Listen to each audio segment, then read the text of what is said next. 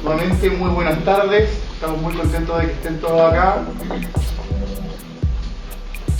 Es un inicio de ciclo de conferencias un poco diferente a lo tradicional. Esta era la segunda charla programada, va a ser la primera del ciclo.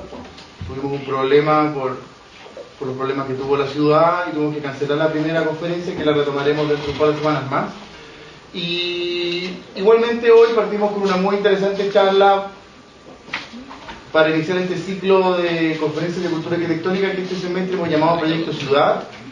Esta línea curatorial sugiere revisar visiones de ciudad, maneras de operar en la ciudad, reflexiones sobre la ciudad, el cómo hacer ciudad, desarrollar ciudad y también, ¿por qué no?, cómo conservar aspectos de la ciudad y proteger ciertos aspectos de la ciudad que son valiosos, con visiones evidentemente contemporáneas, actuales y como es la planificación urbana con miradas siempre hacia el futuro.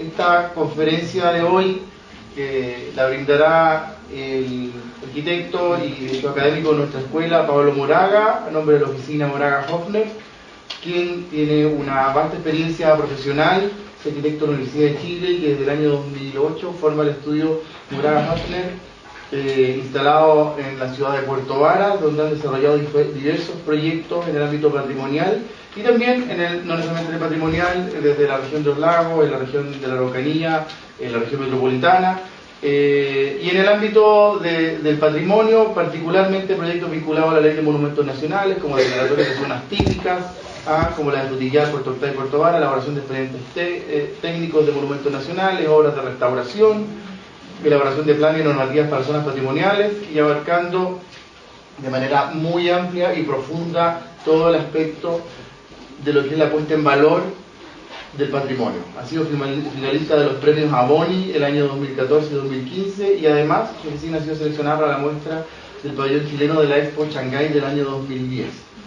Como bien dije en un comienzo, es académico de nuestra escuela, de otras escuelas de la región también, y hoy nos presentará una conferencia que desde un comienzo nos interesaba mucho proponer, y agradecemos desde ya, Pablo, que hayan aceptado ofrecerla, que tiene que ver con una visión de qué pasa con las ciudades acá, ¿no?, y qué pasa con este patrimonio particular que tenemos en la región y en las ciudades que habitamos. Así que, sin más, quisiera dejar al académico Pablo Moraga para iniciar su charla y que le demos la bienvenida con un aplauso.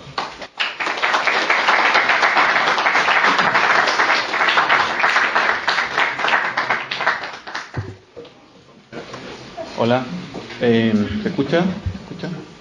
Bueno, muchas gracias a Drago y a la universidad por la invitación. A nosotros siempre hemos estado disponibles para este tipo de actividades porque creemos que es como importante para la facultad y para la universidad poder hacer tener estas instancias. De alguna manera ayudan a generar un espíritu universitario y hablar sobre temas de arquitectura. Creo que es como positivo siempre acá en esta ciudad de Puerto Montt.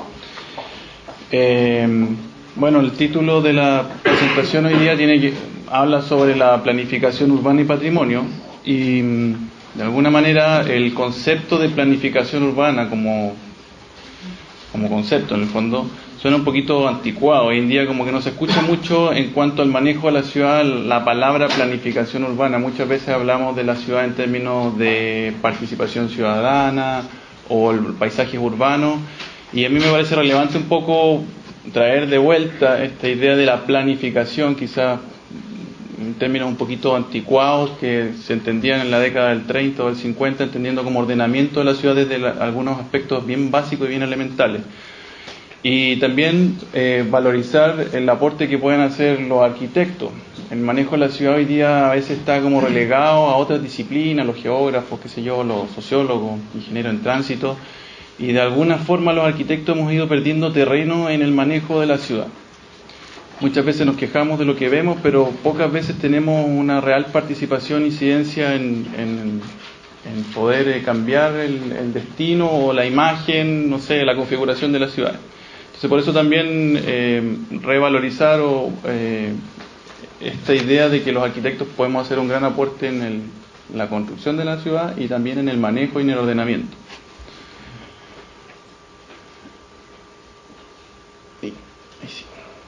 Lo primero que yo les voy a presentar, o sea, siempre esta mirada de la ciudad, que es mi ámbito un poquito más específico del trabajo que hemos desarrollado en la oficina, tiene que ver con el patrimonio, y en este caso el patrimonio en la ciudad con una mirada más amplia, ¿no? Y dentro de eso, lo primero que yo les voy a mencionar tiene que ver con los conflictos que muchas veces hemos escuchado, que tienen que ver con la conservación del patrimonio por un lado y el desarrollo propio de la ciudad o el desarrollo inmobiliario.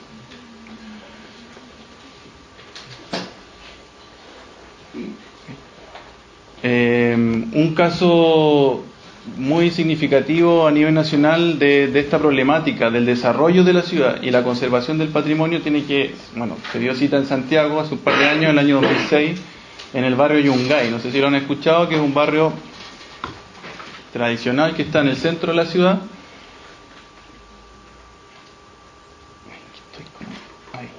Aquí estamos viendo algunas imágenes. Es un barrio, como se puede ver, que forma parte de la trama de fundación. Está en Santiago Centro, hacia el poniente, en lo que hoy día se conoce como Quinta Normal y lo que podríamos denominar el eje de la ex norte-sur o la autopista central. En la parte poniente del Santiago fundacional. Ahí se ven una evolución de plano, digamos, del crecimiento que ha tenido la zona centro de Santiago, y se ve ya en 1712 de manera más clara lo que corresponde el barrio Yungay, que está en esta zona de acá, ¿no? Esto de acá es el Cerro Santa Lucía, no sé si se ubican más o menos. ¿Qué pasó en este barrio? Bueno, ahí estamos viendo un acercamiento. Esto es lo que es la Plaza de Armas. Hoy día la norte-sur o la autopista central pasa por aquí, y es toda la zona que corresponde al poniente de Santiago, ¿sí? Del Santiago Centro. Esta de acá es la Alameda, ¿no es cierto? Quinta Normal está ubicada aquí, y por allá al fondo se aparece el río Mapocho, ¿sí?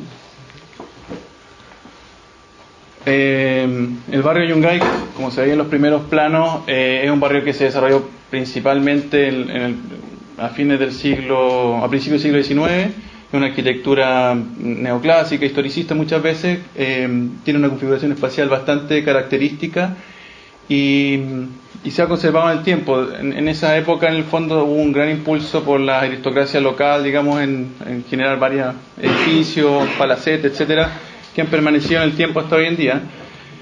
Y se ha convertido durante el último tiempo en un lugar con bastante actividad social, y ha sido muy valorizado por la calidad de vida que entrega este lugar. En el fondo, una calidad de vida de barrio, pero que está cerca del centro y con muchas conexiones a vías de comunicación, transporte público y beneficios que entrega vivir en el centro, pero alejado de toda la actividad que existe, no sé, en Plaza de Armas, Paseo Macho. Y evidentemente han habido distintas iniciativas por aprovechar esta actividad, esta plusvalía que tiene, y se han ido posicionando y valorizando distintos sectores. Ahora último, por ejemplo, está el proyecto de la nave, que se instaló también reutilizando algunos inmuebles de este sector. Aquí vemos algunas imágenes, es bastante, ¿cómo se dice? Esquemática, digamos, de lo que es el barrio, algunos elementos significativos. Pero lo que yo les quiero contar en relación a este barrio tiene que ver con una historia que parte del año 94. El año 94 la comuna de Santiago detectó que la comuna estaba decreciendo en cuanto a su población. Entonces el municipio se vio en la encrucijada de decir, bueno, ¿qué podemos hacer para incentivar que la gente viva en Santiago? En el fondo se empezó a generar un fenómeno de que el centro empezaba a ser deshabitado. Se ocupaba durante el día como un lugar de servicio, pero poca gente vivía en este lugar, en Santiago Centro. Por eso el año 94 se inicia un plan de renovación urbana en Santiago, ¿ya? Ese plan ha estado por más de 20 años, y lo que ha traído como consecuencia es lo que vemos en esta imagen, que está en el eje de Santa Isabel con San Diego, que es la imagen de los sacramentinos, donde está la iglesia, y vemos alrededor una serie de torres y edificaciones que han tenido el fin de densificar Santiago Centro, con el objetivo evidentemente de atraer más residentes. Aquí hay una estadística que en estos 20 años, desde el año 94 hasta el año 2014, déjame ver aquí,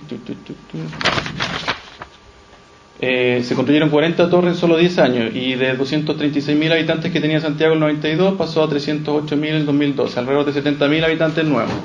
pero de alguna manera todo este incentivo que fue avalado por este plan de renovación urbana, que estuvo apoyado por el Ministerio de Vivienda y Urbanismo, entregando subsidio para poder vivir en Santiago Centro, fue generando todo un cambio en el, llamémoslo así, el paisaje tradicional de Santiago, donde empezaron a aparecer estas torres, y evidentemente esto trajo consigo la demolición o la ocupación de grandes paños céntricos para convertirlos en nuevas edificaciones de más de 20 pisos de altura. Esto se consideró como algo positivo por bastante tiempo, hasta que en el año 2006 este plano, esta iniciativa de densificación de Santiago Centro empezó a llegar al sector que estamos viendo del barrio Yungay. Los vecinos del barrio Yungay en el año 2006 participaron en una audiencia pública donde se estaba evaluando la modificación del plan regulador de Santiago en este sector. Y se enteraron de que en el fondo se iba a empezar a implementar un plan de densificación en esta área. Frente a eso, los vecinos se organizaron porque consideraban que eso atentaba contra su calidad de vida, sobre su forma de vida, y no querían necesariamente tener este tipo de tratamiento de la ciudad. Se organizaron, formaron una agrupación y impulsaron un proceso de declaratoria de zona típica, que es una forma de protección de barrios tradicionales, ¿sí?, que se ocupa en Chile. Lo lograron en el año 2009, o sea, 3 años después de que se intentó cambiar el plan regulador en este sector. En el año 2009 declararon una zona típica, una de las más grandes en Chile, de 114 hectáreas. Y aquí lo estamos viendo en un plano ya más contemporáneo, donde se ve, el eje Alameda, y ahí se ve todo el área que quedó protegida bajo esta denominación, que es una protección que se realiza por el Consejo por la Ley de Monumentos Nacionales, y una protección que podríamos decir de carácter nacional. Va desde Quinta Normal, Quinta Normal también es zona típica, hasta el eje de la autopista central. Por este lado está la Alameda y no alcanza a llegar hasta al Mapocho. Esta iniciativa fue una forma en que los vecinos, las personas que residían aquí, entendieron podían proteger la calidad de vida, la forma de vida que tenían en este lugar, frente a la irrupción de un instrumento de planificación que no estaba acorde con lo que ellos esperaban para este lugar. La zona típica les dio herramientas para poder de alguna manera frenar esa modificación al plan y conservar las características arquitectónicas y de vida que había y que existen hoy día en este lugar. Por eso es un caso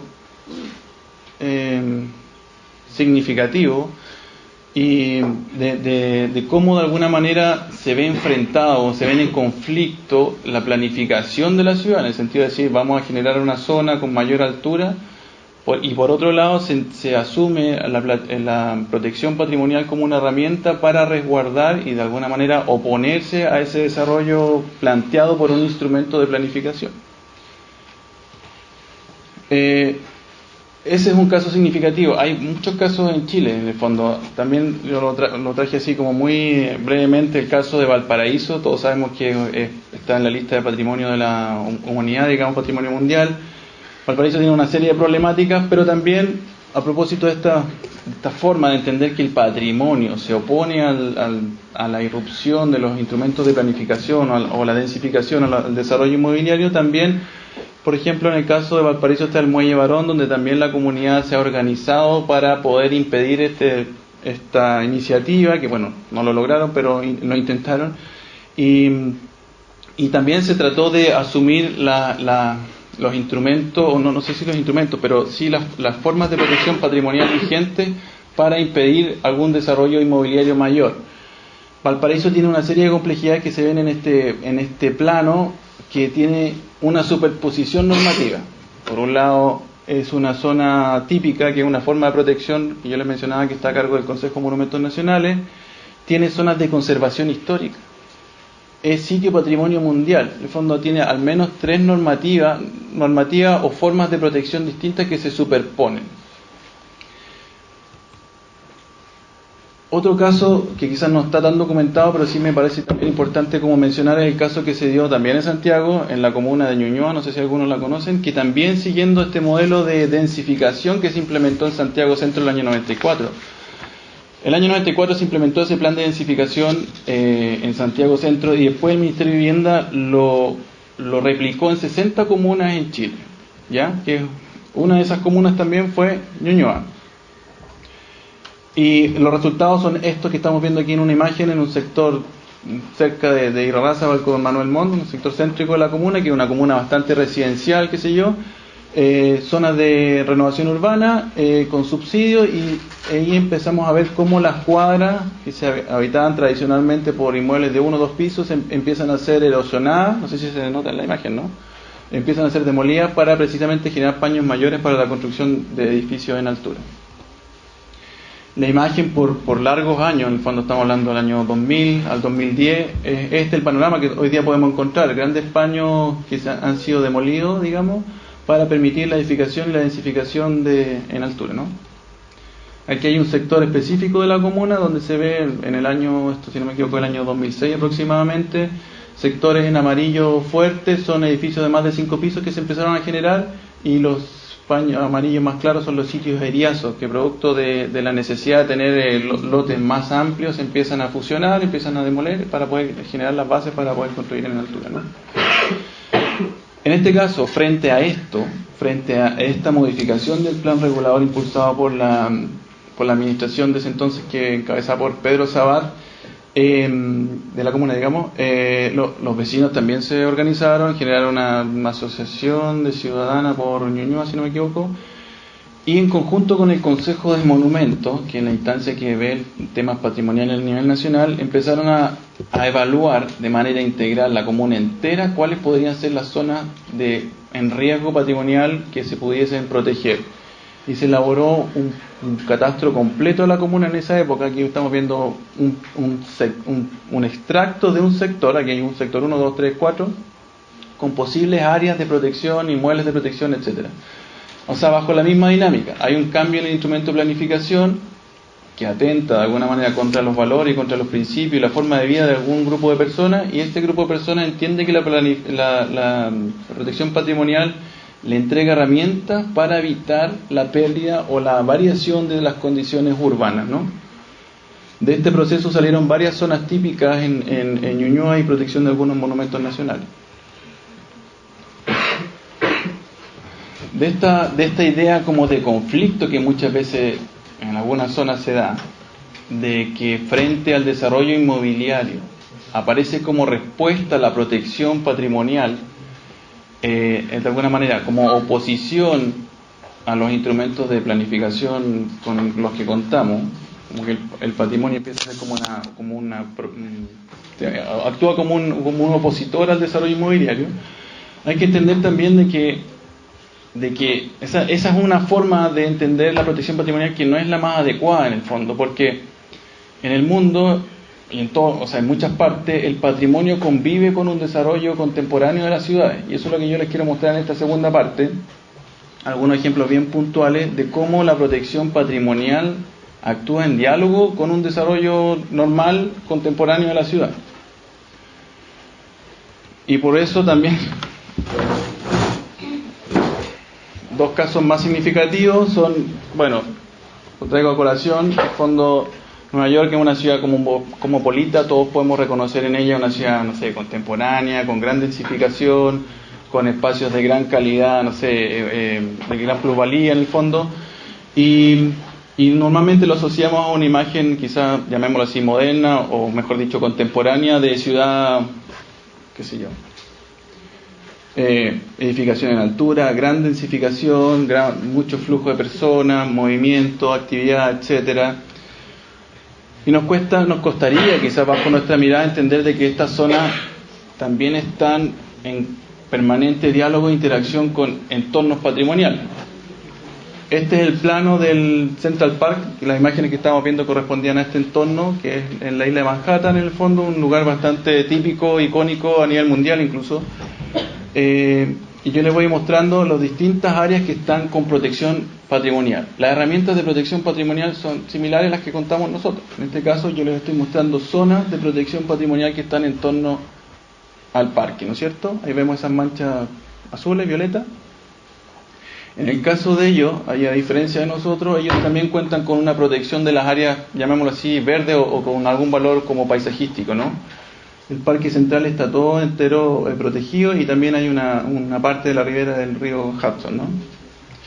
Y finalmente, todos estos puntitos, solamente en este sector, corresponden a inmuebles, a elementos que están protegidos desde el punto de vista patrimonial, llamémoslo así, monumentos, ¿no?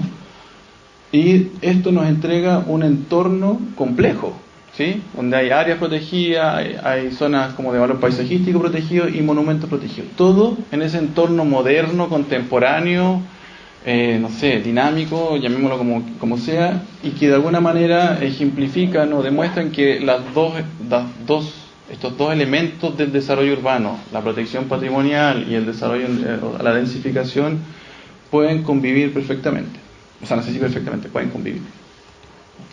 Otro ejemplo también, cruzando el Atlántico para ver unas quizás ciudades con mayor legado histórico. En el caso, bueno, estamos viendo Berlín, estamos viendo ahí el Parlamento alemán, la Puerta de Brandenburgo, ¿no?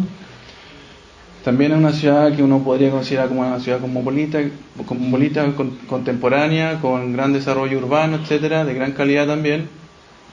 Aquí estamos viendo el plano de esta zona. Acá está el Parlamento alemán, por acá. Acá está la Puerta de Brandenburgo y aquí tenemos, bueno, el icono que es la Siegessäule. En este sector, que es un sector céntrico de la ciudad también, icónico y significativo, también tenemos elementos protegidos patrimonialmente. Estamos viendo en verde aquí son todas las áreas que están protegidas como de algún valor paisajístico también, ¿no? Ahí la estamos viendo, sí, miren el tamaño, impresionante, ¿no? En rojo, lo que podríamos llamar zonas construidas protegidas, o a nuestro equivalente podrían ser como zonas típicas en el fondo. Ahora estamos viendo lo que son los monumentos. Ahí podemos ver la densidad de monumentos en torno a este lugar, y finalmente un plano completo con la complejidad de la ciudad. Vemos áreas verdes protegidas, zonas o barrios protegidos e inmuebles protegidos, ¿ya? Eso es parte normal del desarrollo de una ciudad y es lo que tenemos que entender, y que tenemos que entender como arquitectos, que en el fondo la ciudad cada día más se va a ir complementando con áreas patrimoniales y tiene que entender o tratar de dialogar de alguna manera entre el desarrollo, la densificación y la protección patrimonial. ¿Qué es lo que pasa ahora en Chile? En el fondo, ¿cuál es nuestra situación? Esta es una parte un poco más latera, pero que es importante que la conozcan. Nosotros tenemos básicamente dos formas de proteger a nivel urbano. Operan principalmente a nivel urbano. Tenemos dos formas de proteger zonas o áreas o inmuebles en la ciudad. Una forma se deriva de la ordenanza, de la Ley General de Urbanismo y Construcciones, y otra forma deriva de la Ley de Monumentos Nacionales. Son dos instrumentos, son dos leyes de la nación que nos entregan herramientas para proteger inmuebles o zonas de protección. Aquí estamos viendo que la Ley General de Urbanismo y Construcciones nos entrega lo que son las zonas de conservación histórica y los y los inmuebles de conservación histórica, y la Ley de Monumentos Nacionales nos entrega la protección como individualmente como monumento histórico y en conjunto como zonas típicas. Como muchas veces nos pasa en Chile, estas dos normativas o estas dos leyes no están necesariamente coordinadas. Muchas veces se superponen y tienen alcances distintos, diversos. En términos comparativos es como bastante obvio. En el fondo, los inmuebles de conservación histórica tienen una equivalencia con el monumento histórico, y por otra parte las zonas de conservación histórica tienen una correlación con las zonas típicas o pintorescas. Son parecidas pero no son lo mismo. Así, en términos bien globales,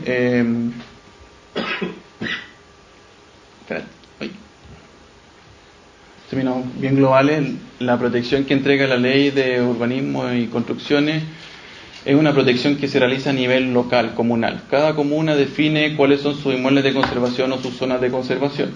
Por otro lado, la Ley de Monumentos Nacionales, como su nombre lo dice, es una protección de alcance nacional. En el fondo, de alguna manera se entiende que lo que se protege bajo esa ley tiene una importancia a nivel nacional. Si tenemos un monumento nacional acá en Puerto Montt, se asume como que ese monumento es importante para la gente que vive en Arica, en Valparaíso, en Punta Arenas. Sin embargo, si yo protejo un inmueble como de conservación histórica en Puerto Montt, uno asume conceptualmente que es importante para la comuna de Puerto Montt.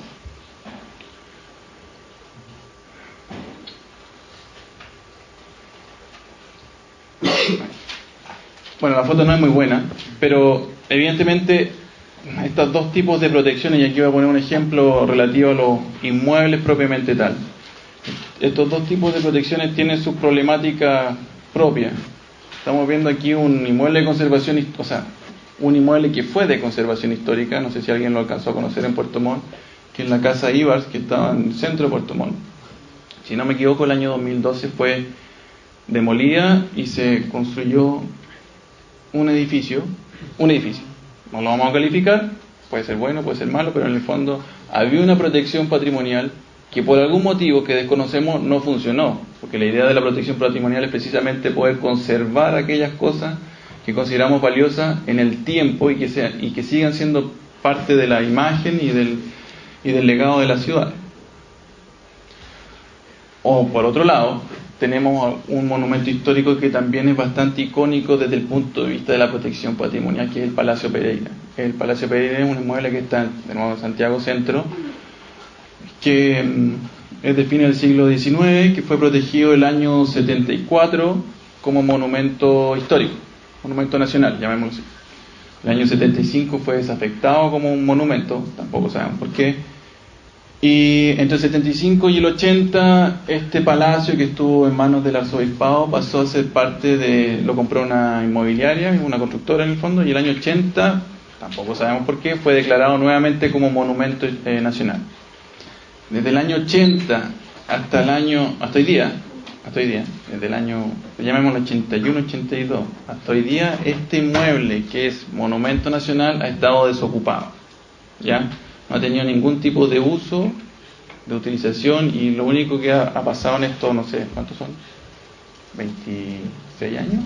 A ver, o 36, 80, 90, 36, más de 30 años, ha estado desocupado, hasta que, menos de 30 años, hasta el año 2010 aproximadamente el Estado va y lo compra para situar aquí precisamente la Dirección de Biblioteca de Archivos y Museos, que dentro de la cual está también el Consejo de Monumentos Nacionales.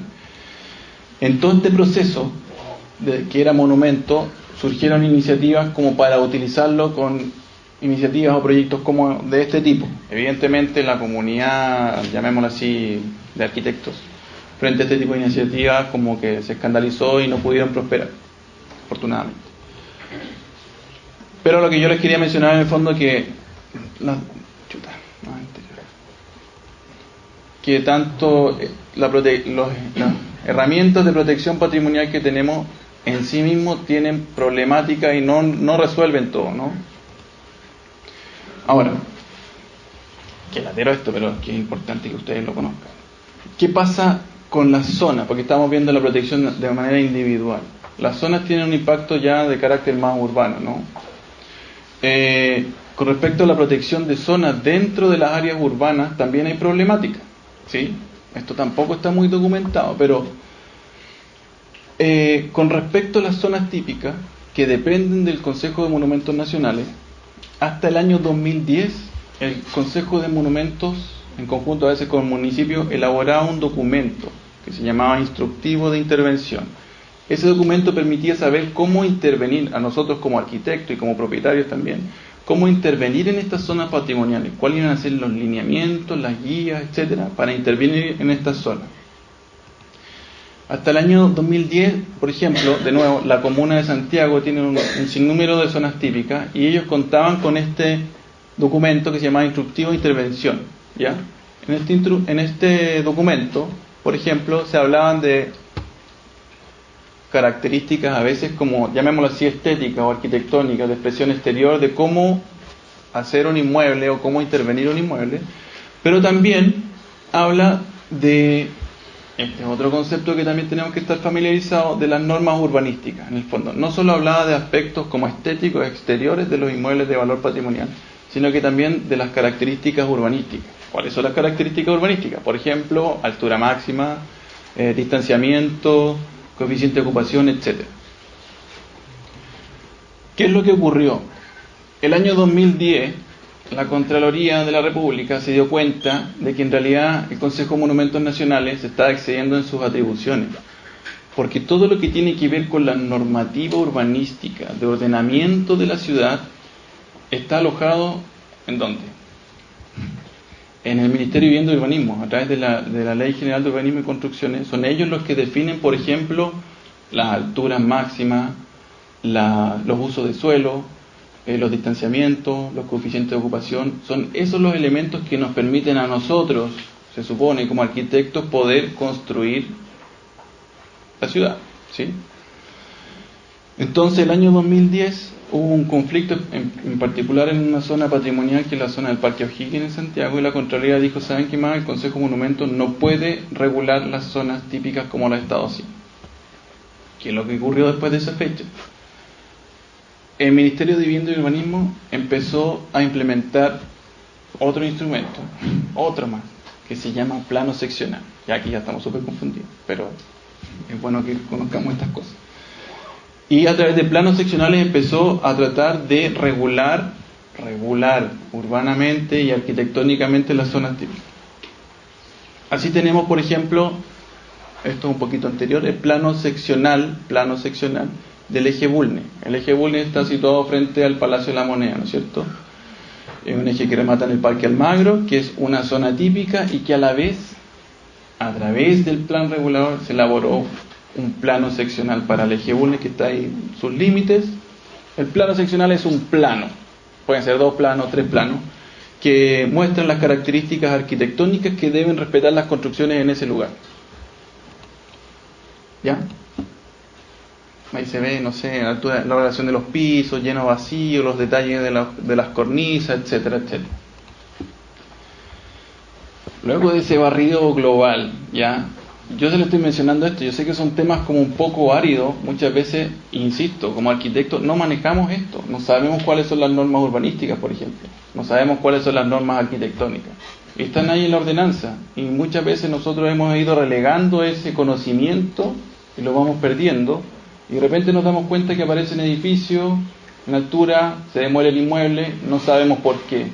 Y de alguna manera nosotros como profesionales somos los, pienso yo, a mi modo de ver, los principales encargados de velar por ese tipo de normativas, y sin embargo no las conocemos ni como estudiantes, no las conocemos como profesionales. Entonces, en el fondo, igual, más que quejarse, la invitación es un poco a participar y a conocer este tipo de instrumentos y situaciones que yo les estoy mencionando, porque todo esto que yo les estoy hablando hoy día son temas que no están resueltos.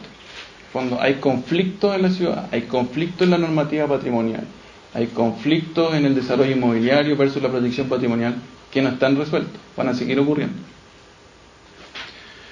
Ya, ahora, haciendo la bajada un poco a nuestra región.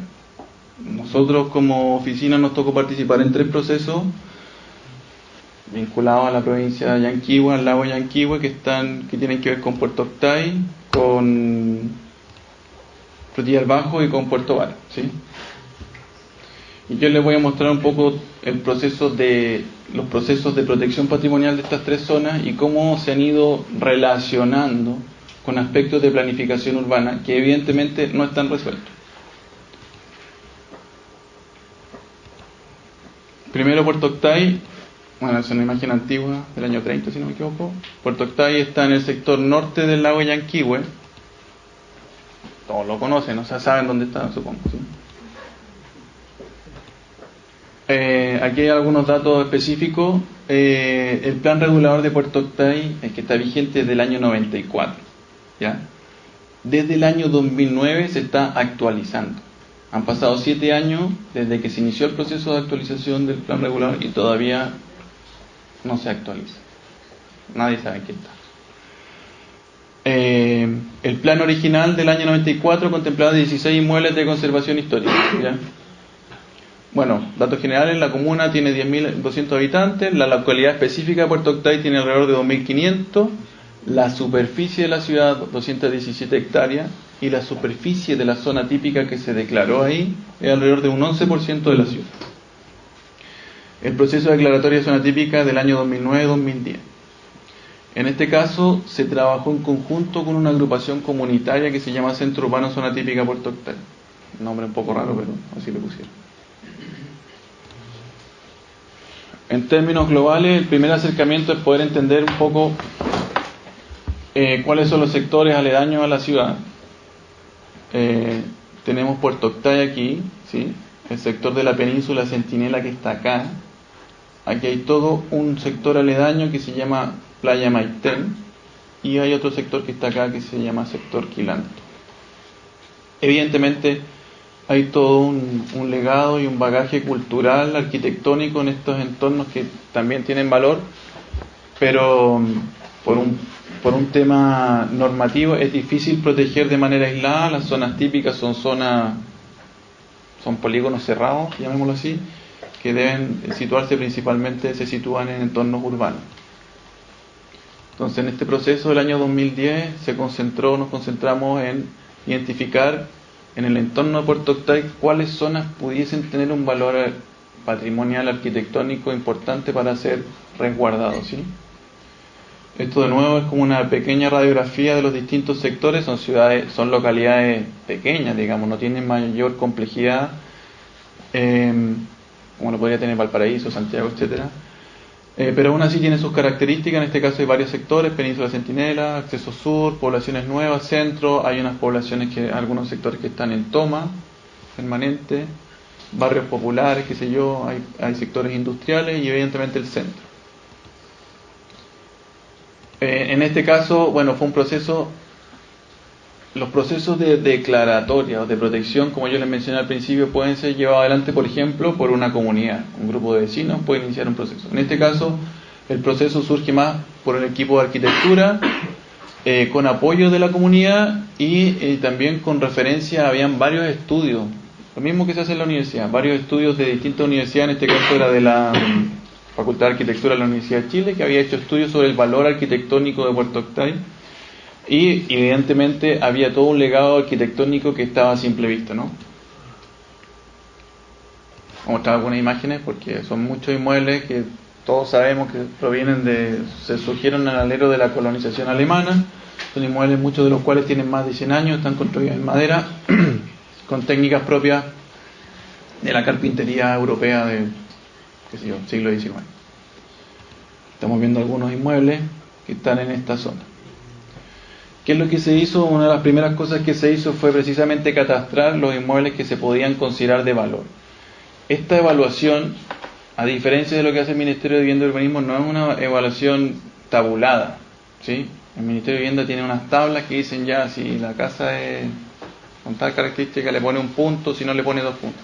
Esto es una valoración mucho más subjetiva en el fondo, pero no por menos en el fondo es subjetiva, pero también es metódica, digamos. Hay métodos detrás para poder identificar inmuebles que tienen algún valor, sea patrimonial, histórico, arquitectónico, simbólico, etcétera. Y dentro de esa clasificación también empiezan a jerarquizar. Hay algunos que tienen mayor valor, otros que tienen menor valor. Con esa información uno empieza a poder delinear. En este caso, una zona típica es un polígono, es un área que se define dentro de un barrio, dentro de una comuna, dentro de una ciudad completa. ¿Ya? Es un polígono que tiene características diversas, como lo estamos viendo aquí, que tiene que ser cerrado, ¿ya? Es una unidad, ¿no es cierto? Y una de las características que tiene esta forma de protección es que, llamémoslo así, como que no tiene límite. O sea, es una protección, un polígono que yo puedo, en este caso, podemos definir una parte del lago protegida. Uno podría proteger una parte del campo, una parte rural, digamos, a diferencia de los instrumentos tradicionales. Y aquí está todo lo que es la planimetría con distintas capas de información, los inmuebles de valor, el polígono de protección. Se identificaron distintas zonas, una zona que tenía un valor evidentemente más paisajístico asociado al lago y a la costanera. Un sector céntrico con inmuebles, con construcciones, digamos, mayor presencia de construcciones. Se hizo un catastro de los estados de conservación. Muchas veces se habla de que el patrimonio son inmuebles viejos. Nosotros quisimos averiguar en qué estado de conservación están, como generar una base de información, de indicadores que pudiese servir para el futuro. Y también aquí se clasificaron según su valor patrimonial, si tenían alto valor o si no tenían ningún valor, etc. También como pensando en el futuro. En este caso, también pensando en el manejo de la ciudad, una vez que esto se declara, cómo se maneja a futuro, qué instrumento uno le puede entregar a la ciudad para manejar una zona patrimonial. En ese entonces todavía estaba vigente el tema de los instructivos de intervención, es decir, un documento que decía cómo se puede intervenir en esta zona patrimonial. En ese momento ocurrió que salió este dictamen de la Contraloría, por lo cual se elaboró un instructivo, pero el instructivo no se pudo oficializar.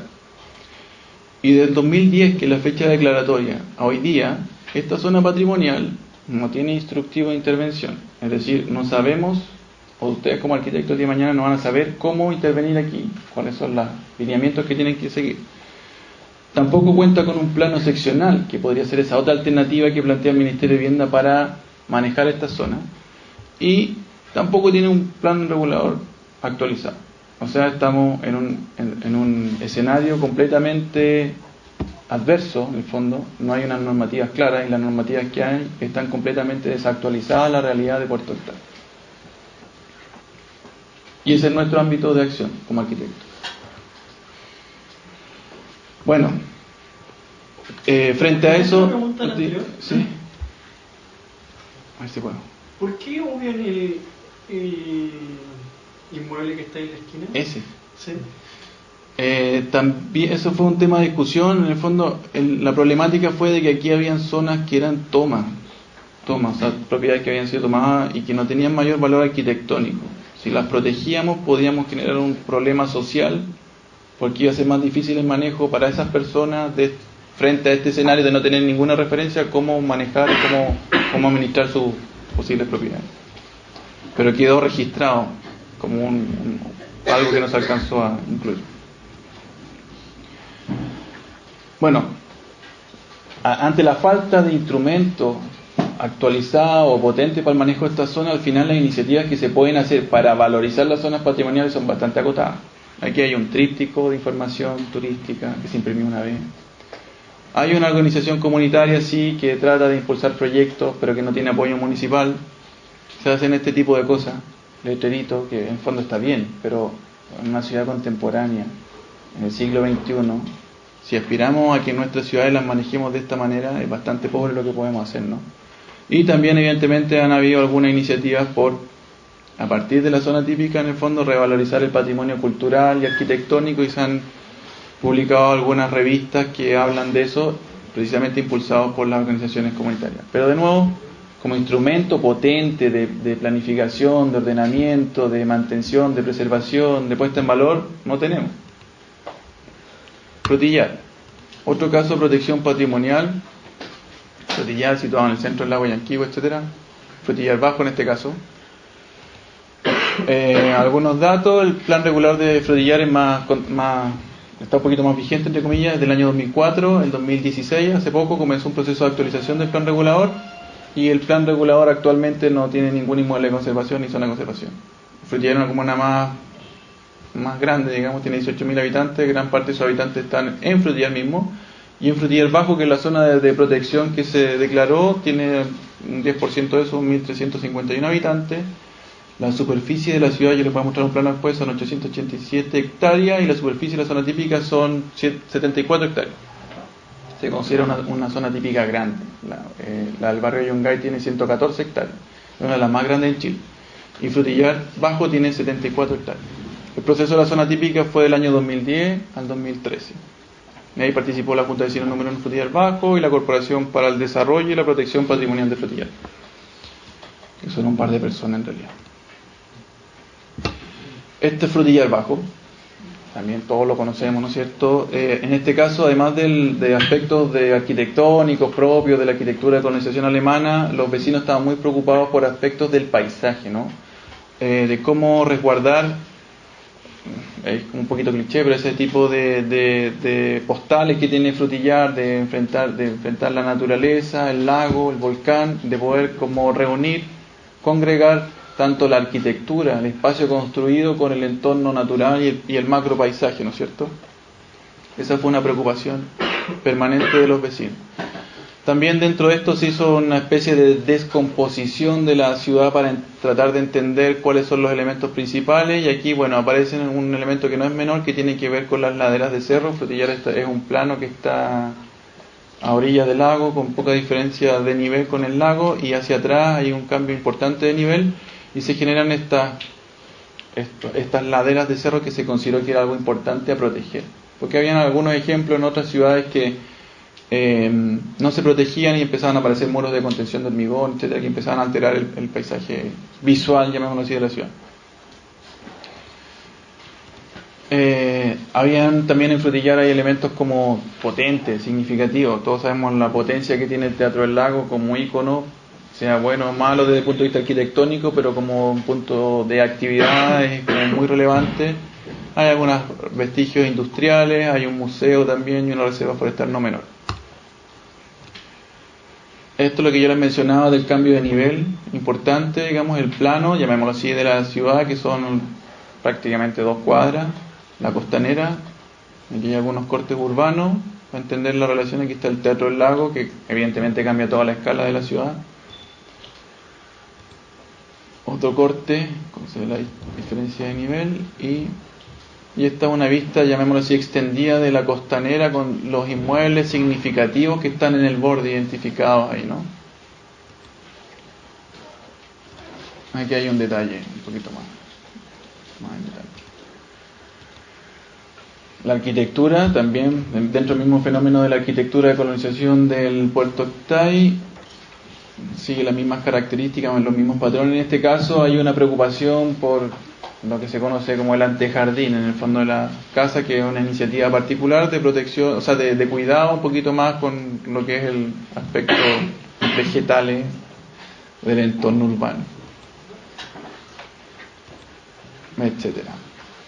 Llamémoslo así, aquí el antejardín tiene una importancia mayor. Y aquí lo que yo les mencionaba, se protegieron ciertas áreas que eran de laderas de cerro, se protegió el plano de Frutillar Bajo, pero también se protegió el lago, donde no hay construcción. Se consideró que era importante, dentro de la imagen de la ciudad y de la forma de habitar Frutillar, que el lago también estuviese protegido. Y dice, bueno, ¿y por qué protegemos el lago en el fondo? Porque el día de mañana, por ejemplo, el municipio puede tener concesiones marítimas y las podría licitar o concesionar y empezar a construir el borde del lago, como fue el Teatro del Lago. Entonces se consideró que era importante proteger esa zona también frente a posibles, densificaciones del borde. Y estos ya son los planos más técnicos. En el fondo aquí se ve lo que es la zona típica, que es bastante extensa, si consideramos que la base arquitectónica está aquí. Esto es Frutillar Alto, Frutillar Bajo. Además está decir que generó dentro de esa misma idea de oposición, ¿no? De oposición que la protección patrimonial a veces opera como oposición al desarrollo inmobiliario. Frutillar y Frutillar Bajo en particular tiene mucho interés inmobiliario detrás. Aquí estamos viendo, hay toda una zona que está dentro del área urbana que no hay construcción. Es toda una posible zona de intervención y de densificación que existe y que pertenece a algunos grupos de poder que están instalados en Frutillar. Y evidentemente la zona típica apareció como un instrumento que podía impedir el libre desarrollo de estas iniciativas inmobiliarias. Frente a eso, evidentemente, el municipio también se mostró como reacio a apoyar este tipo de iniciativas de protección. Pero igual se pudo hacer. Aquí estamos viendo un plano con más detalle de lo que es el borde del lago, las áreas protegidas, lo que yo les mencionaba, se consideró, no recuerdo si eran 20 o 50 metros hacia adentro de protección del lago. Aquí está el tejido patrimonial, arquitectónico construido. Aquí hay una superposición con lo que son las normas urbanas de Frutillar Bajo. A diferencia de otras comunas, Frutillar sí, desde el punto de vista urbanístico, de las normas urbanas, tiene un plan regulador bastante decente y acorde con la escala de la ciudad. Ojalá que en este proceso de actualización no se modifique mayormente eso. Ya en este caso, esto fue el año 2013 en el fondo, la Junta de Vecinos de Frutillar intentó generar un documento que sirviera de lineamiento de intervención para entregarle a esta zona patrimonial un instrumento para poder guiar las intervenciones posibles. ¿Qué es lo que ocurrió? que el Consejo de Monumentos dijo no, eso ya no lo vamos a hacer, nosotros vamos a trabajar con el Ministerio de Vivienda y Urbanismo y la Dirección de Obras Municipales y vamos a generar un plano seccional, ¿ya? ¿Cuál es el resultado de eso? Que el 2013 al 2016, no son tantos años, son 3 años en el fondo, esta zona patrimonial no tiene instructivo, no tiene plano seccional todavía, y el plan regulador está en proceso de actualización. De nuevo, es un escenario difuso para el inversionista, difuso para el propietario y difuso para nosotros, profesionales, que podamos proyectar en esta zona. No tenemos las reglas claras, ¿no? Puerto Vara, y con esto termino, para que aguanten un poco más. Puerto Vara es el último caso, la ciudad más emblemática del lago Yanquihue, evidentemente, con mayor población, punto de ingreso al lago, histórico, etcétera. Aquí estamos viendo, y también más dramático en cuanto a los números, a la estadística, plan regulador de Puerto Vara es del año 90. El 2016 comenzó, no logré rectificar la información, pero un tercer proceso de actualización. Se han hecho al menos 3 procesos de intentar actualizar el plan regulador comunal, que han fracasado por distintos motivos, ¿ya? Motivos también tienen que ver con las presiones inmobiliarias, con, no sé, incapacidad técnica a veces de los municipios, de los consultores, etc. Puerto Vara no tiene inmuebles de conservación histórica ni zona. Puerto Vara tiene 40.000 habitantes aproximadamente, la ciudad tiene 26.000, la superficie es 887 hectáreas y la zona típica tiene un 74 hectáreas, un 8,5% de esa superficie. No abarca tanto de la ciudad. El proceso de la zona típica, el año 92 fue la declaratoria, después de que de que entró en vigencia el plan regulador.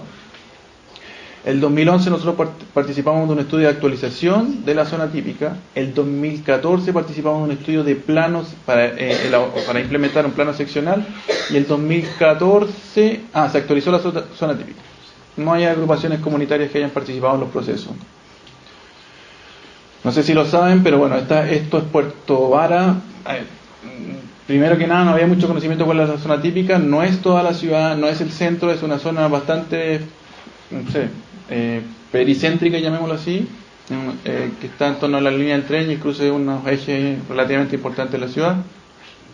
Nosotros el año 2011 hicimos un catastro completo de la ciudad en cuanto a los distintos inmuebles que pudiesen tener valor patrimonial. Hay distintos estudios que han hecho este trabajo, nosotros también lo hicimos una vez más y se identificaron muchos inmuebles y zonas de valor patrimonial en la ciudad.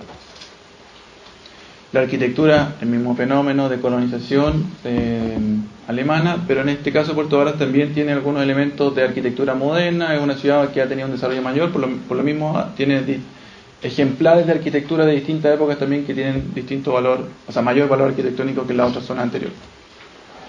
Estos son... A propósito de esto de Puerto Varas, ¿no? Donde convive esta zona típica, llamémosla más tradicional de la colonización, con estos inmuebles que tú presentas, pero también hay otros inmuebles que yo no sé si tienen valor, pero algunos creemos que sí tienen, que son inmuebles más bien modernos, de los años 50, 60.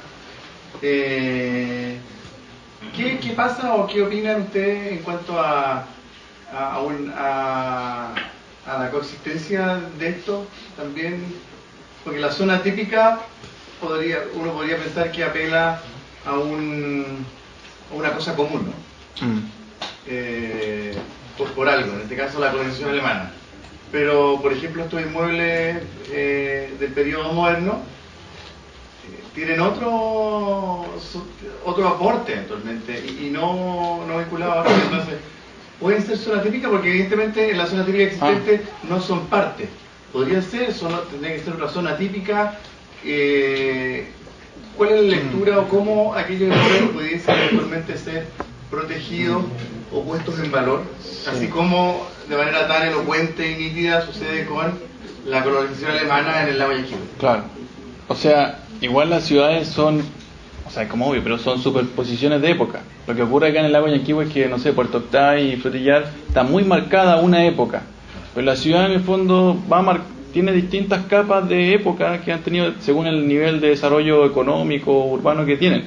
Puerto Varas, como una ciudad más grande, también en los años 50 tuvo un gran auge de desarrollo, y eso se traduce en la presencia de edificios de esa época, que no tiene ninguna relación con esta arquitectura, no hay ninguna relación, pero no por eso uno decir, no, eso es malo o esto es bueno, son cosas distintas nomás. Entonces, evidentemente, si hay un patrimonio moderno ahí, se puede proteger como zona típica, pero con otros valores y con otros alcances.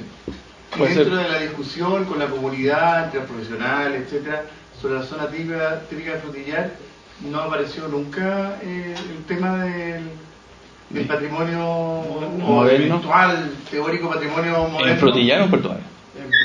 En Puerto Varas. En Puerto Varas.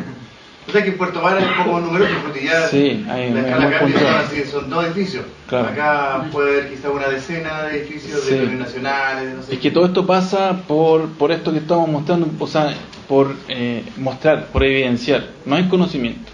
En el fondo, ¿quiénes son los que dicen que un inmueble moderno, entre comillas, de la época moderna, tiene valor? Las universidades, los estudios, nosotros en el fondo los profesionales.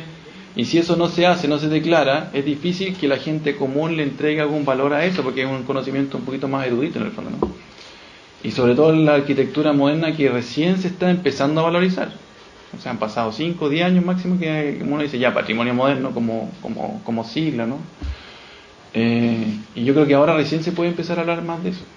O sea, con nota al margen, en Puerto Varas tú sabes que hay una normativa, otra normativa más, que es de fachada, que es como accesoria, llamamos así, como de maquillaje de los inmuebles, que tienen que, tú puedes hacer lo que queráis, pero por fuera si parece, bueno, en realidad estas 3 zonas, Puerto Octay, fue el mismo consultor de todo esto, Puerto Octay, Frutillar y Puerto Varas tienen una normativa de fachada. Tú construyes cualquier cosa y si por fuera le pones algunos elementos que hablan de este tipo de arquitectura, va a estar bien. Y eso le da lo mismo si hiciste un edificio moderno o no. Y se producen conflictos porque es un disfraz, pero en el fondo trata de homogeneizar algo que no es homogéneo y eso genera problemas. Bueno, en Puerto Varas hay un caso bien específico. Y en Puerto Varas, de hecho, hay un caso muy interesante. O sea, hay varios. En Puerto Varas es como, yo considero que es una ciudad que está como ahí al límite, ¿no?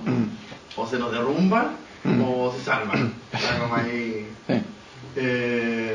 Y hay un caso como medio silencioso, que es el edificio de Edwin Bail, pero en la Nacional de Arquitectura del año 81, si no me equivoco, de servicios públicos. El de correo, sí. ¿No es cierto? Sí. Y en su borde más cerca del lago. Del lago, sí. La casa al lado, y creo que parte del edificio lo vistieron de escuela, con tejuela y con unas torrecitas, unos torreones así como que tampoco son de estos, No. Es como de otra, es como de nuevo una sobreinterpretación estilística un poco caricaturesca, ¿no? Exacto. Y después en otro lado se empieza a llegar al máximo 2 torres más allá, hay un edificio racional, moderno, de los años 70, sin mucha gracia, que lo acaban de revestir con esa misma tejuela, pero ahí solo revestido, ¿no? Entonces empieza a aparecer una colisión de situaciones al menos profundamente curiosas. Sí. Es que, bueno, yo creo que eso es parte del desconocimiento que hay de todo esto, de no entender los fenómenos y que al final nosotros mismos, insisto, como arquitectos, el día de mañana usted o los profesionales, tenemos que estar como en conocimiento de estas cosas.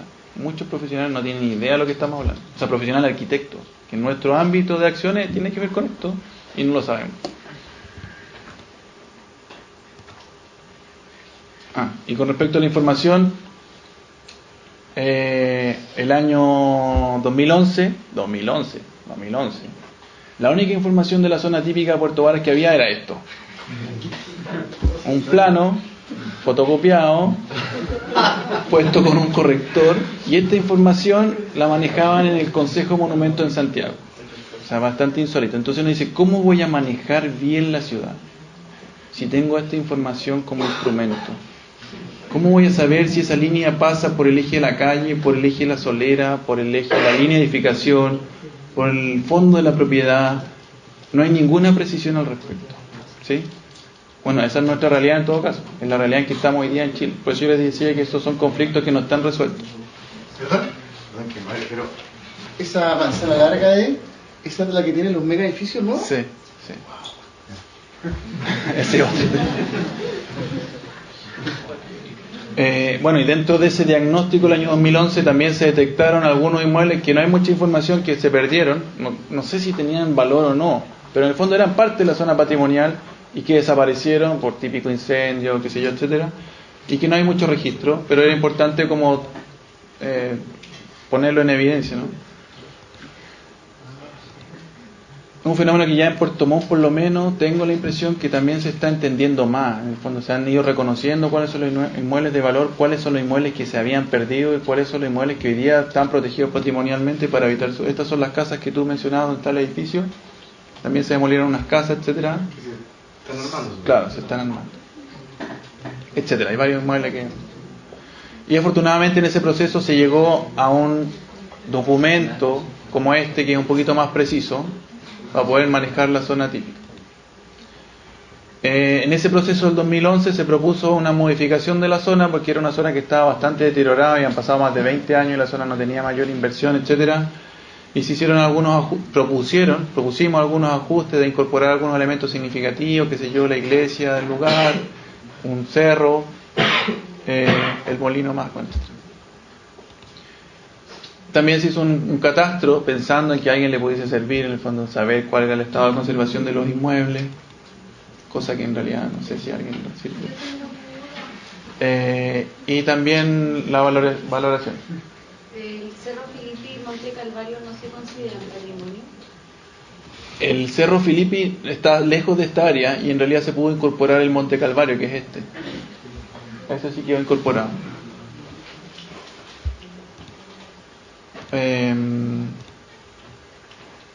Ya, qué lata, pero estamos terminando. Y después, otro estudio más, el año 2013, dentro de esta dinámica de poder entregarle un marco claro a la zona típica para su desarrollo, el Ministerio de Vivienda encargó un estudio para elaborar un plano seccional de esta zona típica específica. Aquí está el plano seccional que se desarrolló. Ese plano seccional, bueno, consideraba la nueva zona típica que se logró declarar, ampliando un poco los límites. El plano seccional, como yo les mencionaba, es un plano que tiene características arquitectónicas que debiesen tener supuestamente las construcciones. Sobre esto, la verdad, en Chile no hay mucho conocimiento. Fondo, hay algunas comunas que tienen plano seccional. Yo les mencionaba, no sé, la comuna de Santiago tiene muchos planos seccionales. La Serena está implementando un plan seccional hace no sé cuánto tiempo. Acá se está tratando de hacer en Puerto Vara. Y hay un par de comunas, un plano seccional entendido como una herramienta para regular la intervención en zonas patrimoniales. No hay mucho conocimiento de cómo se hace, qué es lo que tiene, qué es lo que puede tener, qué es lo que no, menos en región.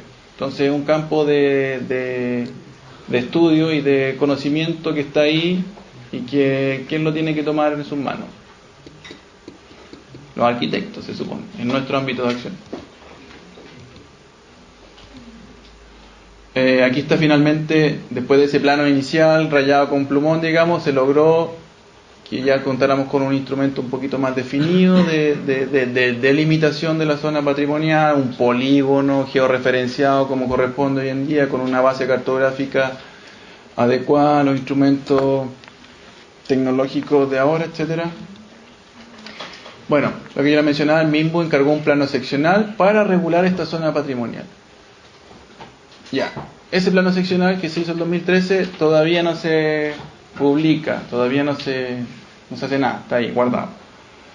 Del 1992-2016 esta zona patrimonial no tiene instructivo, está sin plano seccional y el PRC está nuevamente en proceso de actualización. Por tercera vez o cuarta. Este proceso de actualización, de hecho, el año pasado estuvo a punto de nuevo de, no sé si el año pasado o este año, a punto de nuevo de fracasar por falta de una contraparte técnica en el municipio de Puerto Vara. Entonces, no sé si, no es para deprimirse, no sé si se van a deprimir tampoco, pero en el fondo, o sea, desde el punto de vista de nosotros, como de nuestra disciplina, es una situación muy desafortunada que no haya precisión de cómo operar. Es difícil atraer a un inversionista que trabaje en un entorno difuso. ¿Quién va a invertir, no sé, qué sé yo, $1 millón, $5 millones que se requieren para realmente hacer un cambio en una zona patrimonial como esta. Si no sabemos cuáles son las normas, no sabemos si el plan regulador se va a actualizar o no, es súper difícil. Nosotros como arquitectos tampoco tenemos una billetera para ir y comprar inmuebles y no importa, yo me las arreglo. Uno tiene que atraer inversores, atraer ejecutores, qué sé yo, que puedan ayudar en la construcción de la ciudad. Con este escenario de planificación urbana, precario, desactualizado, difuso, es súper difícil. Y es una tarea que es permanente tanto para nosotros como para ustedes también. Ya. Y el epílogo, brevemente, estos son datos comparativos, en el fondo, también para que entendamos. A veces uno dice, no sé, pero una formación profesional quizás, que uno dice, mira como las cosas patrimoniales, como uno dice, en realidad esa no es mi línea de arquitectura. Yo no hago eso, yo hago cosas modernas o contemporáneas, digamos así. Pero si ustedes se fijan, muchos de los arquitectos contemporáneos, qué sé yo, que están en el estrellato, en el top de la línea, en el fondo, que vemos nosotros, que referenciamos, que salen en revistas, han trabajado y probablemente van a trabajar en inmuebles que tienen valor patrimonial, en zonas patrimoniales, igual hacen una arquitectura contemporánea. El mundo, cada día que pasa, cada día más, van a ir aumentando las zonas y los inmuebles de valor patrimonial. Es algo obvio, ¿no? Mientras más tiempo pasa, los inmuebles más valor van a ir adquiriendo los que tienen valor, ¿no? Y más zonas típicas, más zonas de conservación, más monumentos van a haber en la medida que como seres humanos le entregamos un valor a eso que sea importante de conservar dentro de nuestro ordenamiento territorial de ciudad. Entonces, en ese sentido, yo les quería mencionar la comuna de Santiago, que evidentemente es una comparación un poquito odiosa, pero bueno, es el centro del país, es el punto de inicio de nuestro territorio. Tiene 76 monumentos históricos. La comuna de Santiago, solo la comuna, 76 monumentos históricos, 1.220 inmuebles de conservación histórica, 18 zonas típicas y 12 zonas de conservación histórica. Esta estadística es de hace 2 años. Carolina Toá, que es la alcaldesa de Santiago, en ese entonces tenía la iniciativa de aumentar estos números. Quería más zonas típicas, más zonas de conservación, más inmuebles de conservación. Puerto Montt, nuestro aborrecido Puerto Montt. ¿Cuál es nuestra situación? Bueno, es una comuna mucho más extensa, ¿no? Santiago es una comuna concentrada, 1.673 kilómetros cuadrados. Ya, tenemos 2 monumentos históricos. 2 monumentos históricos. Es verdad, tenemos, no sé, 200 años de diferencia de historia con Santiago, pero tenemos 2 monumentos históricos. Es como tan poco patrimonio arquitectónico hay que son solo 2. ¿Es la torre del Colegio San Javier antiguo? O sea, el campanario. ¿Correcto? ¿Y la Casa Pauli? Bien. En la Casa Pauli. Casa Pauli y la torre campanario de la iglesia de los jesuitas o del Colegio San Javier. Ex Colegio San Javier. Hay 15 inmuebles de conservación. No hay zonas típicas. Se supone que se está trabajando para proteger la zona del barrio Puerto, Chorrillo, no sé. Y hay una zona de conservación histórica que precisamente tiene que ver con un patrimonio más moderno, más racionalista, no sé, una premodernidad. ¿Cuál es esa? Que está en Marina Mercante, correcto. Que está cerca del barrio Puerto, es una cuadra. O sea, aquí claramente hay un campo de un espacio de protección de área, está ahí, ¿sí? Bueno, queríamos un poco sumar a lo que es el patrimonio, porque supongamos, yo vivo en la avenida Mercante, en esa manzana, y gran parte de esta que no haya información es que tampoco a los propietarios o a la gente no se educa cómo manejar el patrimonio. Y ese es otro conflicto que se va dando, que entra como el privado, que al final quiere hacer uso de una propiedad, y en realidad no hay como un apoyo también a nivel del municipio. De hecho, supongamos, la vivienda te la nombra el patrimonio y tú quieres hacer algo y te dice que quieres un apoyo y no, porque está en una zona, tiene uso comercial, entonces de a poco no puede tener apoyo y se empieza a generar un conflicto al final y el patrimonio empieza a degradarse y por una falta de educación. O sea, yo concuerdo con eso, pero primero que nada lo que yo veo que más fundamental es que hay una falta de información, ¿sí? Y esa falta de información no es solo para los propietarios, sino que también es para los propios arquitectos. O sea, a mí me ha tocado participar en reuniones con arquitectos que trabajan con patrimonio y que no tienen idea de cuáles son los lineamientos o los criterios de intervención patrimonial que hay hoy día, por ejemplo. Entonces, es una tarea pendiente para nuestra disciplina, bueno, el tema del urbanismo también, ¿por qué no en el fondo? Pero también con respecto a la protección patrimonial. Y mencionar también que los problemas de patrimonio están en Chile y están en todo el mundo. En otras zonas hay otros problemas. O sea, en algunas zonas, no sé, patrimoniales en Alemania, por ejemplo, regulan hasta si lo puedes arrendar, subarrendar o no lo puedes subarrendar, regulan hasta incluso el valor del arriendo o el valor de venta de una propiedad patrimonial, precisamente para evitar la especulación inmobiliaria que puede haber con algunos inmuebles. Son otras problemáticas, pero son otras realidades también.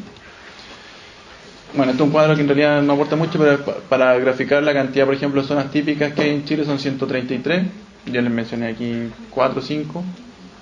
Monumento histórico 971, casi 1000. Esto también esto está actualizado. Sí, es que a partir del año 90 hubo un incentivo a la protección patrimonial, no un incentivo, una iniciativa de proteger muchas zonas patrimoniales en Chile, porque hasta la década del 90 en el fondo no había ninguna preocupación por el patrimonio. Después del 90, con el retorno a la democracia, empezó a haber una preocupación mayor por proteger y identificar zonas patrimoniales. Y para terminar, solamente para terminar, ahí dice otra deuda también en cuanto a la planificación urbana y los instrumentos de planificación urbana era la Política Nacional de Desarrollo Urbano, que es un instrumento, no es un instrumento, es un documento que tiene buenas intenciones de qué es lo que nosotros deberíamos hacer como país con respecto a nuestra ciudad. Y ahí establece algunos documentos. Esta política se actualizó hace 1 o 2 años, después de mucho tiempo que no pasó nada, del año 85 que había una política que estaba completamente desactualizada. Y ahí establece algunos lineamientos que es importante para ustedes y para nosotros, para saber hacia dónde vamos. El día de mañana a ustedes, sí, estoy seguro que les va a tocar trabajar con patrimonio, sea directa o sea indirectamente, porque cada día más hay más zonas patrimoniales, hay más proyectos involucrados con zonas patrimoniales. Entonces las ciudades y centros poblados deben dar cuenta de la identidad de los lugares en que se emplazan, de las personas que los habitan y de la diversidad geográfica y la riqueza cultural propia de las diferentes comunidades, pueblos y localidades. Integrar los distintos tipos de patrimonio cultural en los instrumentos de planificación territorial, fijando lineamientos para su conservación, intervención y utilización. Eso es lo que deberíamos hacer. No lo estamos haciendo, lo estamos haciendo muy tímidamente, parcialmente, y algo que está empezando. Y finalmente, reconocer en los instrumentos de planificación territorial el valor de lo colectivo, estableciendo normas y condiciones que promuevan la integración urbanística de proyectos para que contribuyan a la formación del entorno común y del espacio público. No son buenas intenciones, pero creo que como buenas intenciones nosotros también nos tenemos que hacer parte de eso y ayudar a colaborar a que este escenario de conflicto e incertidumbre se pueda clarificar de alguna manera. Eso, no sé si hay preguntas o más preguntas. ¿No? ¿Se quieren ir? Ya. ¿Sí? ¿Eso sería?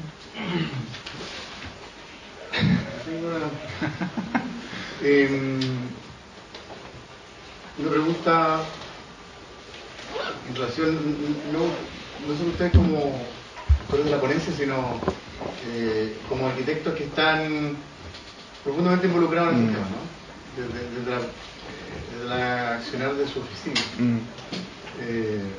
Es como, ¿qué hacemos, no? Porque pareciera que aprovechando esto, el cabildo, hay que cambiar la constitución, porque, no sé, que el Ministerio de Vivienda y Urbanismo, la Seremía local acá, yo no sé si hace mucho. Uno asumiría que ellos debiesen presionar, poner plazo, recursos, no tengo idea para que se vayan ejecutando estas cosas. Toda esta, porque fue interesante que las 3 zonas típicas que tenemos, las más relevantes de acá de la región, ninguna tiene nada. Claro. Ni siquiera plan regular actualizado, bueno, nada. Y de hecho, bueno, esto ha sido parte de esas conversaciones porque la oficina con Tomás, un cliente nos cargó una cosa en Frutillar y fuimos a buscarlo, sabiendo que había zona típica, fuimos a solicitar los documentos que Uno supone que hay. Uno asumiría que existen y nos encontramos con la sorpresa de que no viene y tuvimos que llamarlo a usted, preguntarle cómo que hacemos. Y ahí uno se encuentra después con el lado como negativo del Consejo de Monumentos Nacionales, porque ahora estamos con un inversionista que está muerto de miedo y nosotros un poco también, porque el Consejo de Monumentos Nacionales, las personas que revisen el proyecto, si se levantan de mala ese día, nos podrían cortar las piernas, ¿no? O si les gusta, podrían encontrarlo fantástico, o podrían tenernos meses o años dando vuelta a un proyecto porque no está claro, ¿no? Está todo como, hay que respetar el patrimonio construido, paisajístico e histórico. Claro, esa es la línea de definición, entonces eso permite que al evaluador se transforme en la consumante discrecional. Exacto. Pero a mí lo que me preocupa es que a menos que venga una autoridad que tenga como una motivación media personal por empujar esto, que se desarrollen, por ejemplo, todos los instrumentos que faltan, no va a hacer nada, ¿no? O sea, porque la gente de la Seremía no quiere hacer nada, no van a hacer nada. Las municipalidades cada 4 años tienen elecciones nuevas y si no les interesa, como pareciera que no les interesa, no van a hacer nada. Claro, es que ahí, por eso yo digo que nosotros como arquitectos tenemos un rol más importante que hacer ahí, porque en el fondo en las municipalidades, en las direcciones de obra, que son contraparte a veces, o sea, son contraparte cuando se hace un plan regulador, las direcciones de obra o las secretarías de planificación o los asesores urbanos somos arquitectos mayormente, ¿no? Y el día de mañana ustedes van a, o sea, no sé si ustedes, pero quizás alguno de nosotros va a estar en ese puesto, y si no tenemos una sensibilidad con esto, y si no entendemos las lógicas de esto, no vamos a ayudar a resolver el problema, tanto en patrimonio como también en temas urbanos. En el fondo, no sé, Osorno también es una ciudad que hace, como Puerto Vara, no sé, más de 20 años actualizando el plan regulador, y ya han salido uno y otro, y hay documentos, memoria, y dice, bueno, ¿y qué pasa con esta cuestión? Que no hay normas claras, y uno dice, ¿será problema la Seremía que no tiene la capacidad técnica para llevar adelante estos procesos que son complejos? Parece que sí, en el fondo. Pero no sé, eso, si no hay arquitectos, si no hay nadie que denuncie eso y que esté como observando eso, es difícil que se solucione. O sea, igual hay que recordar que todo este tema de los instrumentos de planificación, recuerden que durante el gobierno de Lago, en el fondo, hubo una iniciativa para dotar a todo el país de instrumentos de planificación. Eso, si no me equivoco, fue el año... ¿Cuándo fue? A ver, ayúdenme. 2000, pongamos 2000, no sé. Hasta antes de eso, habían comunas que no tenían instrumento de planificación, entonces es una discusión que está como, entre comillas, hoy día, pero ya tenemos que avanzar, pues es una cuestión, entre comillas, fácil, que no se ha hecho porque hay muchas presiones, mucho interés en que las cosas estén un poco como estén también. Entonces es un problema país, un problema sí, como o sea, constitucional, pero de escala mayor, digamos, exacto. que no induce o exige, solicita que las cosas se muevan, porque si hubiesen plazos históricos, si hubiese exigencias de tener, como en muchos otros ámbitos de la vida republicana, que es obligatorio tener o hacer ciertas cosas. Acá no, entonces es un problema del país. Sí, sí, de hecho, por ejemplo, en cuanto a la institucionalidad patrimonial, o sea, como esto que estamos hablando, cuáles son los lineamientos, qué sé yo, esa discusión ya se llevó a cabo. Hace como 10 años hubo una comisión de institucionalidad para ver qué cambios se podían hacer. De ahí surgieron algunas sugerencias para hacer cambios de ley, y de hecho de esas sugerencias también surgió, no sé si surgió, pero se complementó con el cambio de la ley de la generación del Ministerio de Cultura, que surgió, si no me equivoco, en el gobierno Piñera. También tomó esas cosas y propuso una modificación a la institucionalidad patrimonial. Esa modificación fue una promesa de campaña también del actual gobierno de Michelle Bachelet, de que en el primer año se iba a actualizar la institucionalidad patrimonial. Cuando el Consejo Monumento iba a pasar a ser parte del Consejo de la Cultura y se iba a formar el Ministerio de Cultura, etcétera, que iba a tener un área de patrimonio, o sea, iba a subir un poquito de rango, y eso además iba a regionalizar el tema, ¿no es cierto? Porque ahora el Consejo Monumento, que es una institución, está solamente en Santiago. Y eso está en el Congreso ahora. Ya está el proyecto todo y está ahí. Entonces, también si eso queda ahí, puede quedar, no sé, otros 10 años y vamos a seguir igual. ¿Sí? Pero ahí son los procesos se han llevado adelante, pero tienen estas dificultades propias de nuestro... En el fondo somos un país en desarrollo, que el patrimonio, digámoslo claramente, no es una preocupación máxima, quizás hay una tendencia en el mundo de que revalorizar el patrimonio como herramienta económica en el fondo, pero en Chile como que eso se toma, pero todavía cuesta como asumirlo. Oye, Pablo, o sea, primero que nada, es difícil la pregunta que te voy a hacer porque yo ya sé que existe este manto de problemática que está a un nivel superior, pero te lo voy a hacer igual, que es mucho más específico. Me he dado cuenta que, sobre todo en los primeros ejemplos mundiales que tú te diste, que mostraste, sobre todo en Nueva York, por ejemplo, hace un mes atrás salió un estudio solar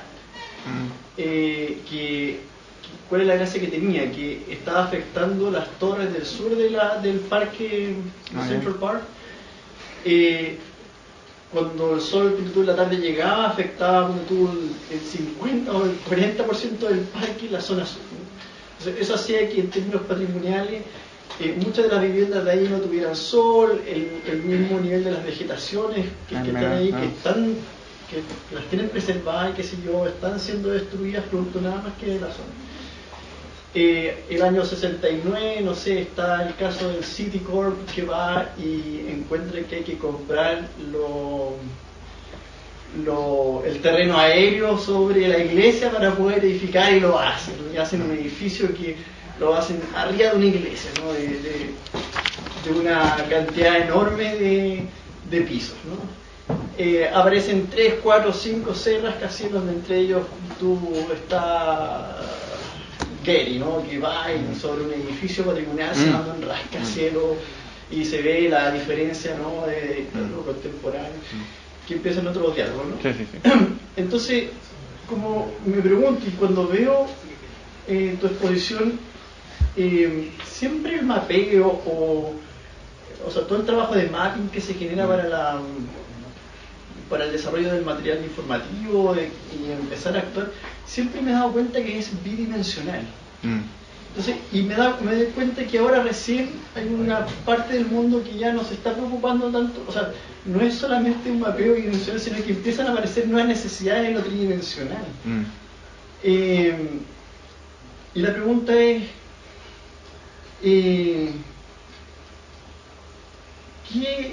¿cómo ves tú en términos de herramientas de trabajo? Porque yo lo veo totalmente obsoleto seguir trabajando bidimensionalmente. Es el paso que hay que dar para empezar a entender este mundo mucho más complejo, en la medida en que ya vemos que ya no es el edificio de 2 niveles o de 3 niveles, sino que ya Santiago hoy por hoy ya está recién empezando, ya hace rato, pero de una década atrás, a tener edificios de esa envergadura, y están recién empezando a entender los problemas que traen, pero siguen habiendo las mismas herramientas bidimensionales para el trabajo, que es la identificación en planta de zonas tibias, que es lo que tú acabas de hacer, y creo las únicas normativas como tridimensionales que puede las rasantes. Entonces, ahí tú tienes conocimiento de cuál es la siguiente herramienta ahí, o qué es lo que emplean algunos países, o es lo que estoy diciendo yo, es así efectivamente, que solamente es una herramienta bidimensional en Chile. Yo creo que estamos, o sea, en mi opinión, no sé, de lo que a mí me ha tocado, yo creo que estamos en ese nivel, o sea, igual de tener un plano con script en el fondo, a pasar a un mapeo bidimensional, efectivamente, ya digital, con referencia o georreferenciación, ya es un paso. Y evidentemente pensarlo ya en tridimensional podría ser el paso siguiente. Yo he visto algunos estudios, lo típico se hace cuando uno estudia la normativa urbana, y se hacen estudios por ver cuáles son las volumetrías que estamos generando con las normativas urbanas, por ejemplo. Hay algunos estudios en la universidad que se han hecho en el fondo para ver cuál es el perfil de la edificación que uno genera, cuál es la ciudad que uno está generando. Y eso no se ha hecho mucho. Hay algunos ejemplos puntuales y si tú lo ves, en el fondo es aberrante. Se salen puras tortas, pirámides, no sé, cosas que no tienen mucho. O sea, como eso es lo que permite la normativa. Que sería como ese mapeo o esa es una mirada tridimensional sobre la ciudad.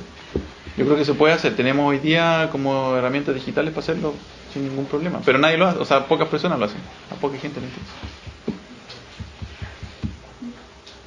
Consulta. cuando se está trabajando en un lugar que tiene características patrimoniales, pero que aún no es declarado como zona típica, ¿qué consideraciones debo yo tener para poder llevar a cabo un proyecto de arquitectura en ese lugar?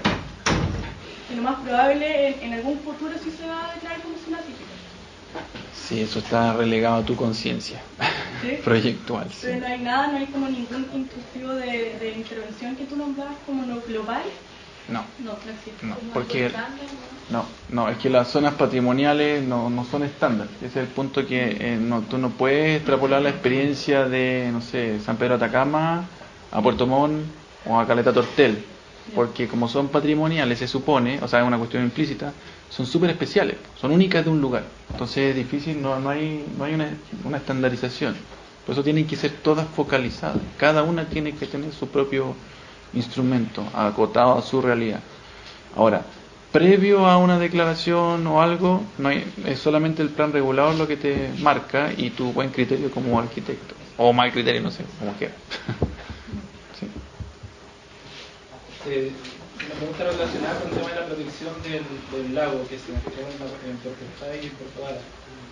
Entiendo que la parte terrestre se puede proteger por el tema del valor del sector o lo que se mostraba en Frutillar Bajo, que era por las rivieras que también tenían un valor, pero vi que en Frutillar se protegía todo el borde, o sea, y lo que tú decías era como que, no sé si para que no se repita, para que no pasen cosas como lo que pasó con el Teatro del Lago, no por ser mala o buena obra, sino que porque un poco rompe el esquema de lo que estaba pasando en el borde costero.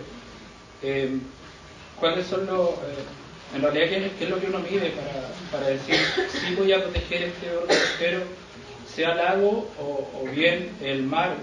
Poniendo el caso de Puerto Montt hoy día, no sé si se evalúa, por ejemplo, el tráfico marítimo o lo que está pasando hoy día en Peyuco, la vía que se le está quitando 15 metros al mar, digamos, para construir una doble vía. Y finalmente termina con un paseo marítimo que también va a cambiar toda la forma de cómo era la playa actualmente en Peyuco. Entonces, ¿cuáles son las cosas que se evalúan, digamos, para poder decir claramente yo voy a proteger esta zona marítima, ya sea mar o lago? A ver, es que por ejemplo, los planos reguladores, así por su definición, llegan hasta la línea de, no sé, más alta marea, por decir. Hacia el interior de eso no hay intuición. Entonces, de ahí hacia adentro queda a criterio de la gobernación naval marítima lo que se puede hacer o no se puede hacer, entre comillas, se puede hacer ahí o no. Entonces las zonas patrimoniales tienen esa virtud de que no están limitadas por algún límite o algún elemento geográfico específico, pueden llegar más allá. Las consideraciones para ver cuánto más adentro o qué cosa depende del caso específico de lo que tú le entregues valor. Si tú en Peyuco le entregas valor a la playa porque ahí pasa X cosa, no sé, que se junta una vez al año la comunidad a celebrar alguna fiesta y es importante conservarla como está para esa tradición, uno dice, bueno, la quiero proteger y la podría proteger bajo alguna figura, no sé, de zona tipo. Pero sí, pero eso depende de un valor específico de un lugar determinado. Ese es el trabajo de nosotros como arquitectos, de ir descubriendo. Ahora, evidentemente cuando tú te metes hacia el cuerpos de agua, no es nuestro ámbito de acción. Yo no soy biólogo marino, no conozco las corrientes, no es un ámbito y ahí es un tema que, bueno, como arquitectos también somos capaces de conformar equipos con otras especialidades para poder definir esos bordes con mayor precisión, no sé. Pero yo creo que depende del valor específico que cada lugar tiene y ese valor lo descubrimos nosotros en conjunto con las comunidades. Pero el tema por ejemplo, proteger todo el borde solamente, es porque... Por lo que yo les mencionaba, que se le entregaba un valor, la comunidad le entregaba un valor a ese borde del lago, en el fondo como parte de su estilo de vida, de su calidad de vida, y que era parte de la ciudad, de alguna manera. Entonces, claro, nosotros como arquitectos no podíamos llegar hasta el infinito, no hasta el otro lado, porque no tenemos la capacidad técnica para decir eso. Entonces, evaluamos un poco técnicamente cuánto uno podría construir hacia el interior del lago y dijimos, hasta acá vamos a proteger, que es una zona razonable donde eventualmente podría haber alguna construcción que pensamos que debería estar como regulada. ¿Eso? Igualmente en ese contexto pareciera que de nuevo estamos en un punto como medio de inflexión, ¿no? A propósito, por ejemplo, lo que está pasando con Chiloé. Porque en Chiloé creo que es mucho más nítido el hecho de que el patrimonio no es solamente lo construido, Lógico, sí. sino que hay una serie de intangibles y aparece también lo escénico, no sé, el ecosistema circundante, ¿no? Sí. Entonces en ese contexto uno pensaría que en Chiloé una zona típica o una zona de protección debiese tener una serie de otras capas de información, por ejemplo, ecológica. Sí. Para poder llegar a definir realmente cuál es el alcance de esa protección. Sí, yo creo que sí, ese es un terreno que sí se ha ganado, digamos. O sea, no es solo lo construido, no es solo lo arquitectónico, no es solo lo material, sino que también hay temas naturales, de paisaje, de costumbres, tradiciones, que esa mirada se ha ampliado. De hecho, acá en Puerto Montt está ese problema porque la zona típica que se quiere reconocer, desde un punto de vista arquitectónico, no tiene mayor valor. O sea, si tú lo ves estéticamente, son construcciones populares en el fondo, que no fueron hechas por arquitectos y que dentro de una tradición constructiva tampoco son tan significativas. Entonces ahí se está apelando como al valor de la comunidad. Pero ahí está poniendo un poquito en tensión esto de decir, ¿realmente la comunidad tiene tanto valor social para protegerlo o no? Y el Consejo Monumento, como que he dicho, no tiene tanto valor social. Y eso es un tema que está en discusión, pero no sé. En ese contexto me imagino que en el mismo Puerto Montt uno podría pensar, por ejemplo, que las laderas son, así como el respaldo en Frutillar, las laderas son un tremendo patrimonio. Y ahí probablemente, si en algún minuto se llegase a discutir y a proteger o hacer algo para potenciarla y valorarla, el alcance de esa protección no podría ser como estrictamente georreferenciada a los límites de estas, ¿no? O sea, todas las torres que en el centro se han puesto frente a las laderas, de alguna manera estarían afectando eso estando a cuadras. Sí. ¿Ah? Sí. O el estar en la ladera y poder mirar también. Es que ahí también nosotros como arquitectos nos extiende nuestro ámbito y nos tenemos que apoyar con otras disciplinas, porque de repente hay ecosistemas, no sé, urbanos que tienen otras dinámicas que nosotros no manejamos. Entonces ahí es necesario apoyarse con otras disciplinas para poder tener esa mirada más integral. Es como obvio. La mirada social también requiere sociólogos. Cuando uno habla solamente de lo construido, ese es nuestro ámbito 100%. Pero cuando empezáis a incorporar el ámbito social o el ámbito ecológico, de medio ambiente, ya requiere otras especialidades para tener esa mirada global, pues, y poder hacer propuestas más contundentes y más audaces.